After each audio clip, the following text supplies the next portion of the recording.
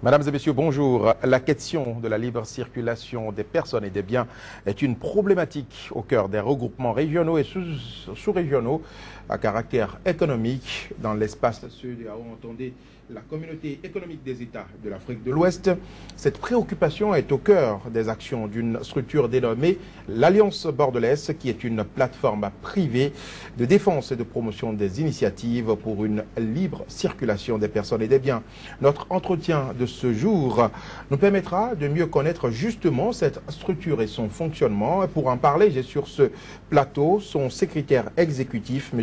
Justin Bailly, et le secrétaire exécutif de l'Alliance bordelaise, Justin Bailly. Bonjour et bienvenue sur le plateau de SICA. Bonjour, merci pour l'invitation. C'est moi. Alors, M. Bailly, quand on parle de l'Alliance bordelaise, qu'est-ce qu'on doit retenir concrètement de cette initiative? Oui, comme vous l'avez indiqué en introduction, l'Alliance bordelaise est une association de droit privé constituée essentiellement d'entreprises, aussi bien privées que des structures d'appui au secteur privé, notamment les chambres de commerce et les conseils des chargeurs, tous mus par l'idéal que si nous avons une Afrique de l'Ouest débarrassée de certaines entraves, notamment les barrières non tarifaires, nous pourrions davantage rendre notre économie beaucoup plus compétitive. C'est ainsi que l'Alliance, qui a démarré comme une campagne en 2011, a été officiellement installée comme institution à la faveur de sa première Assemblée générale qui s'est tenue à Abidjan en mai 2012. Donc aujourd'hui, l'Alliance compte environ 84 membres, et comme je le disais tantôt, des multinationales comme des petites et moyennes entreprises. Alors cette alliance, elle fonctionne comment? Comme une organisation, comme une association? Qui gère cette alliance? Oui, l'alliance, comme toute association, a ses organes. D'abord, nous avons l'Assemblée générale des membres qui se tient chaque année à la faveur de la conférence annuelle. Donc la prochaine Assemblée générale aura lieu à Cotonou ici le vendredi prochain. Et il y a un secrétariat, un comité exécutif qui tient lieu de conseil d'administration composé de 9 membres, représentant par exemple le secteur privé, mais également, comme je le disais tantôt, les structures d'appui au secteur privé. Nous avons essentiellement un secrétariat exécutif qui est la main agissante, je veux dire, de l'association. Et notre siège est à Accra, mais nous opérons sur l'ensemble du territoire communautaire, c'est-à-dire du territoire de la CEDEAO. C'est vrai que l'Alliance, en tant que jeune association, nous ne couvrons pas pour l'instant l'ensemble des États membres de la CEDEAO, mais pour l'heure, nous couvrons 9 pays, notamment les pays, les 9 sur les 15. Bon, n'eût été, je veux dire, les questions liées à la pandémie d'Ebola. Ça veut dire qu'on aurait étendu nos activités depuis l'année dernière sur toute la zone. Alors, mais cette alliance, comme vous le dites, c'est une structure qui a l'ambition de promouvoir l'élimination des barrières, tout ce qui empêche la libre circulation des hommes, des biens, des opérateurs économiques dans leurs différentes affaires. Alors, de quels moyens est-ce que vous disposez pour mener cette ambition? Nous agissons essentiellement à travers 3 moyens. Nous avons 3 moyens d'action. Le premier moyen, en tant qu'association de plaidoyer, notre rôle, c'est de créer des plateformes de dialogue public-privé pour résoudre certains problèmes pratiques. Je veux dire notamment liés à la législation prise dans certains pays qui sont des fois en contradiction avec les orientations prises au niveau régional. Je ne voulais pas citer des exemples. Par exemple, nous avons rencontré à plusieurs reprises des gouvernements à travers les ministères chargés de l'économie et des finances, par exemple, pour certaines décisions qui étaient prises et qui, à notre sens, ne constituent pas justement à favoriser la fluidité des transports ni la fluidité du commerce au niveau régional. Notre autre action, c'est continuer d'injouer dans le plaidoyer à créer justement d'autres dialogues, d'autres cadres de dialogue public-privé, notamment au niveau des frontières, où nous réunissons les acteurs du commerce transfrontalier pour les amener ensemble et voir quels sont les goulots d'étranglement justement au niveau des frontières. Et Dieu seul sait la difficulté que nous avons aujourd'hui au niveau des régions à traverser nos régions, aussi bien pour les individus d'ailleurs que pour les marchandises. Notre deuxième domaine d'action, c'est essentiellement la gouvernance routière. Nous savons que, tout le monde le dit, que le transport en Afrique de l'Ouest coûte excessivement cher. Et la raison est très simple, que nous avons des procédures au niveau de nos ports qui sont toujours inefficientes. Nous avons nos frontières qui sont difficilement traversables, mais également que nous avons sur nos corridors un certain nombre de tracasseries liées à ce que nous appelons les PDG, police, douane et gendarmerie, et qui font qui renchérit le coût au niveau du transport. Notre action, c'est de travailler justement à l'élimination de l'ensemble de ces barrières pour, encore une fois, je vais dire, fluidifier la circulation. Et maintenant, notre troisième domaine d'action, c'est essentiellement la diffusion de l'information à travers nos centres frontaliers d'information, qui sont des centres, aujourd'hui nous avons 7 qui sont opérationnels pour l'instant.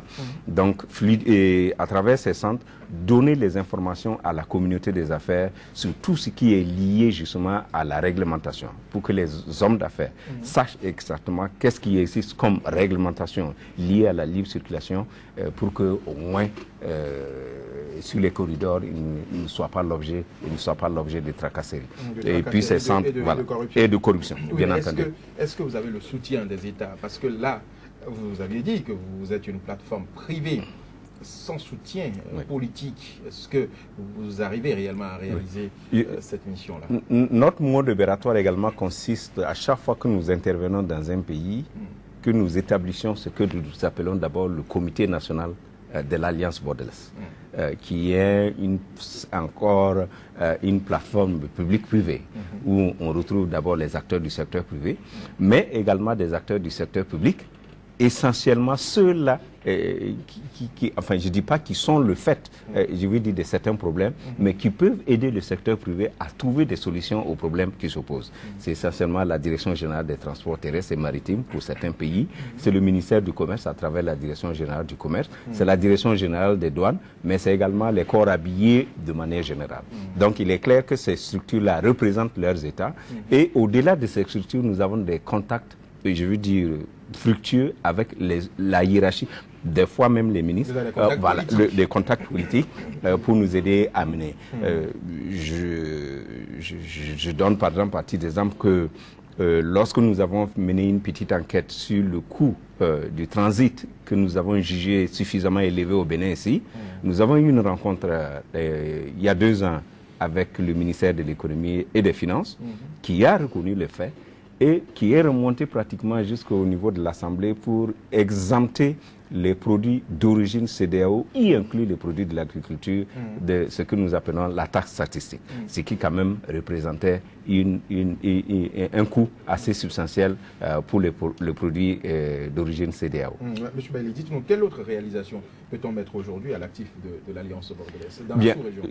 Il est clair que j'ai avancé ça. Nous avons également, au niveau des frontières, contribué à fluidifier un peu la traversée des frontières, notamment au niveau de la Côte d'Ivoire, du côté de Noé, où à partir de nos actions, je veux dire, il y a des actions concrètes qui ont été prises par la douane ivoirienne pour améliorer un peu l'administration, je veux dire, la gestion du certificat d'origine qui s'opérait depuis Abidjan, alors que l'opérateur attendait à Noé. Donc on a déconcentré ces actes et qui ont permis maintenant de faciliter et d'accélérer les choses. Voilà. Au Ghana, grâce à nos actions, il y a une circulaire de la police ghanéenne qui interdit désormais à tout agent de police ghanéen, par exemple, je veux dire, d'arrêter, de harceler tout camion en transit sur les territoires, sur les corridors ghanéens. Je crois que voilà quelques actions que je veux dire, c'est les dernières quelques actions, par exemple, que nous pouvons mener. Mais nous disons tout simplement que nous avons un rôle de veille. Au niveau des États, au niveau des pays, pour qu'à chaque fois qu'il y a une décision qui est prise et que nous pensons que cette décision va à l'encontre soit de la réglementation au niveau UEMOA ou CEDEAO, ou que nous pensons qu'elle peut être, je veux dire, contraire même au niveau des accords de l'OMC, rapidement nous approchons les autorités. Voilà, est beaucoup plus institutionnelle. Exact. L'un des outils de plaidoyer de l'Alliance bordelaise, c'est l'organisation des rencontres dans la sous-région pour des actions de plaidoyer. Et la prochaine rencontre, justement, justement, c'est celle de Cotonou qui porte sur le thème l'intégration régionale à travers le développement du commerce et des transports. Alors, M. Bali, dites-nous, qu'est-ce qu'on peut retenir concrètement de ce thème? D'abord, les conférences annuelles, véritablement, c'est une des actions phares, je veux dire, de l'Alliance Bordelaise. Donc, tenir chaque année une conférence annuelle qui réunit en moyenne 150 personnes, des acteurs du secteur privé comme du secteur public, mais également nos partenaires au développement, qui s'intéressent aux questions de la région, pour venir discuter d'une thématique précise. Et à l'issue des discussions, naturellement, il y a des recommandations qui sont formulées.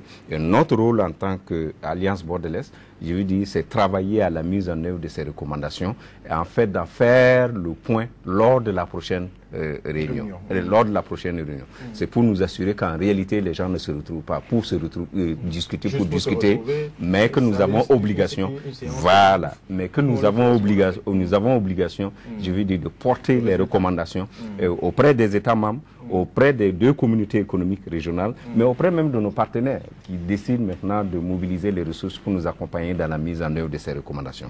Cette année, la conférence a pour thème, comme vous l'avez indiqué tout à l'heure, l'intégration régionale à travers le financement du commerce, à travers le développement du commerce et des transports.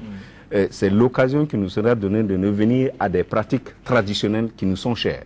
La libre circulation des personnes et des biens à travers justement la gouvernance routière, mais également la facilitation du commerce, comme nous le disons, parce que de plus en plus, ce n'est pas une question de mode, mais que la facilitation du commerce, aujourd'hui, soit une réalité au niveau de la région, parce que nous pensons justement que par l'élimination de l'ensemble des entraves au commerce, nous devons être en mesure de rendre notre économie régionale compétitive en attirant davantage d'investissements, en créant des emplois et en créant de la richesse pour les populations de la région.